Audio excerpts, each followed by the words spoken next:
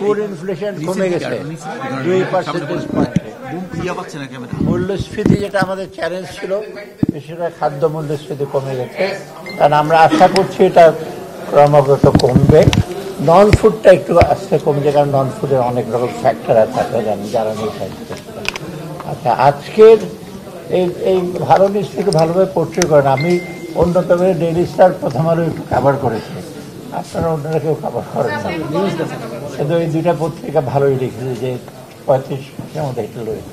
আর আজকে আমরা মেইনলি এলএনজির ব্যাপারে এসে করেছি, তারপরে গাইবান্ধা কতগুলি স্কুল শেল্টার, মানে যেটা এলজি মন্ত্রণালয়, তারপরে আপনার সারের ব্যাপারটা আছি আমরা, এটার উপর বেশি নজর দিই, সারের জন্য কোনো অভাব না হয়, সারের ব্যাপারে এইটা কতগুলো অ্যাপ্রুভ করি।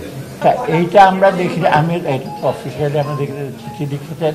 এখন ওইখানে আমাদের বাণিজ্য উপদেষ্টা আছেন, উনি 3 দিন আগে গেছে, আজকেই কমার্শিয়াল যাচ্ছে।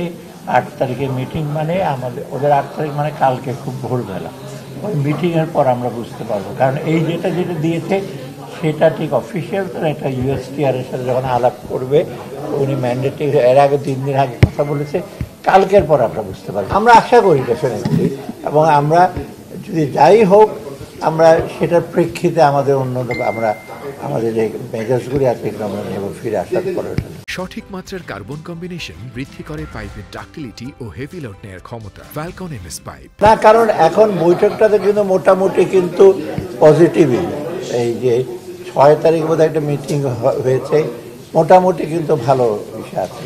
এখন না এটা হলো একটা, তার প্রেসিডেন্ট দিয়েছে, কিন্তু 1-to-1 যখন নেগোসিয়েশনটা ঠিক হবে, চিঠি তো বহু আগে দিয়েছে 37%, এইটা আবার 14টা দেশের জন্য বলেছে একই, কিন্তু 1-to-1 নেগোসিয়েশন হবে, সেগুলি তো ইউএসটিআর সাথে কথা বলা।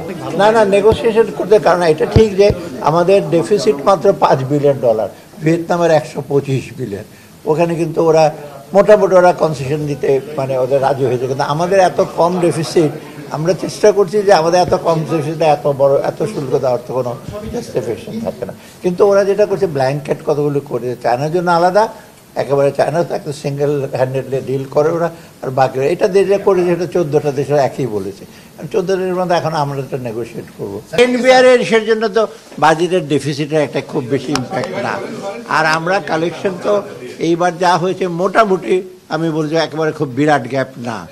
আর আগামী বছর আমরা চেষ্টা করছি শুধু ট্যাক্স ভেট না দিয়ে সিস্টেমটা চেঞ্জ করলে দেখবেন কালেকশনটা অনেক বেশি হবে, লিকেজ হবে না, ব্যবসায়ীদের সাথে কোনো আঘাত করে কোনো কিছু করতে পারবে না, অর্থাৎ দেখবেন আমাদের রেভিনিউ পটেনশিয়াল কিন্তু অনেক বেশি, আমরা যেটা ট্যাক্সেবল ক্যাপাসিটি আমাদের কিন্তু বেশ, কিন্তু সেটা আমরা ঠিক ইউটিলাইজ করতে পারি না, এই জন্য রেভিনিউ